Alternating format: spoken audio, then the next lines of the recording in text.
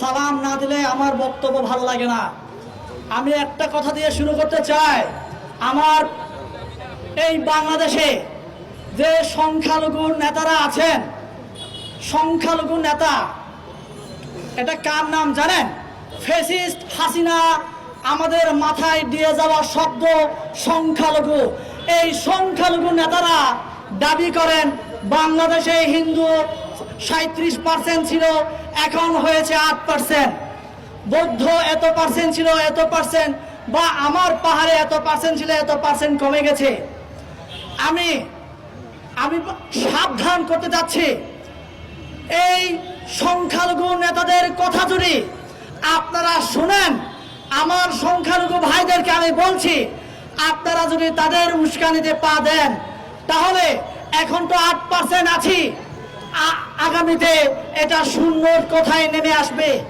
শূন্যের কোথায় নামিয়ে আনার জন্য ভারত আমাদেরকে ব্যবহার করছে।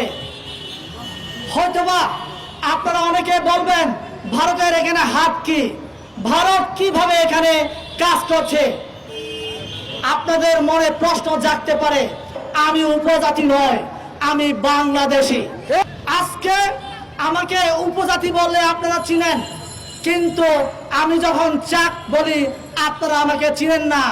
আজকে বাংলাদেশে আমরা 6000 আছি, আগামীতে এই 6000ও বাংলাদেশে থাকবো না যদি আমরা সেই মোদির ইশারায়, ইসকনের ইশারায় আমরা যদি তাদের কোন কথা মতো চলি।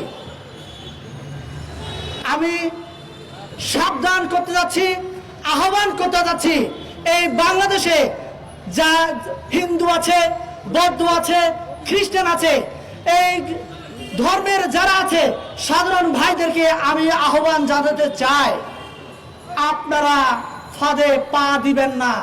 আমরা যদি ফাঁদে পা দেই তাহলে বাংলাদেশ থেকে আমরা নিশ্চিহ্ন হয়ে যাব।